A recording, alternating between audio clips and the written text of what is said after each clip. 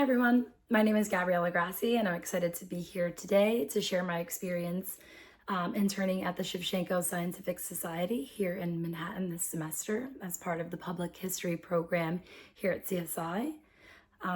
This internship was truly a rewarding experience, an opportunity. I was able to blend sort of hands-on archival work with some of the skills I honed in on and gained throughout the public history program. So that has been definitely really cool and fulfilling. For those who don't know, the Shevchenko Scientific Society is a large Ukrainian scholarly organization with a rich history that fosters academic and cultural development. It was originally established in 1873 in Lviv, and it is named after Taras Shevchenko, a revered Ukrainian poet and national figure. So it was originally founded to promote literature, arts, science within Ukraine. And the society quickly grew and expanded and became sort of a hub of intellectual activity. So that's how we get to today, post-World War II. The society had reestablished its presence globally with major branches here in the United States and Canada, as well as elsewhere. Committed to the same sorts of missions, supporting research, organizing scholarly events, just definitely maintaining extensive archives and libraries that document Ukrainian history, culture, and diaspora. So it's an outstanding and arguably essential resource for scholars and researchers within the Ukrainian American community and outside of course. So I guess just a little bit about the work that I did specifically. There were two major parts. There was the physical work, as I had mentioned, and then there was the digital work. On the physical side, I got to roll up my sleeves and dive into some preservation, which was interesting. I got to work hand in hand with Michael Andrec and got to see what archival work looks like in the real world in terms of figuring out what you can do and what needs to be done with the resources that you have. One of my favorite parts about the physical work was the rehousing of the Kots Collection. It was an interesting collection. I had to handle a lot of fragile materials and stabilize them to, of course, ensure that they endure.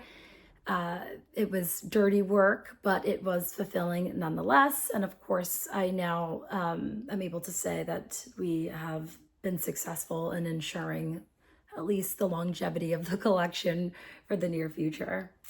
But on the digital side, my main focus was transferring legacy data into ArchiveSpace. For those of you not familiar with ArchiveSpace, it's an extremely powerful and complex database that helps archival collections maintain order internally and also externally, because it allows for the collections to be made more accessible to researchers virtually. Basically, a lot of the work that I did involved creating new finding aids or revising existing finding aids, some of which were in Ukrainian. So there was a lot of translating of documents into English using softwares like DeepL. I also had to write detailed descriptions, scope and contents, and ensure proper citation over the course of over 40 collections. So it was interesting. It was challenging to get to understand ArchiveSpace. There are a lot of functions, and I think one of the most interesting parts was trying to figure out what functions work best for this particular institution.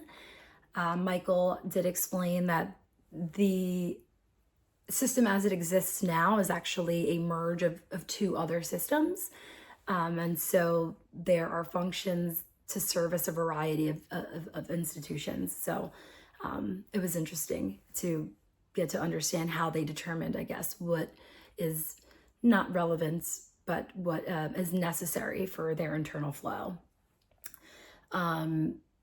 So I had to deal with a lot of manuals and things of that nature, but I did have some backgrounds with the public history program. In the archival studies class, we were able to work with an active, live ArchiveSpace system, so it wasn't the first time I was seeing it, thankfully. If it had been, that would have been quite overwhelming, I think.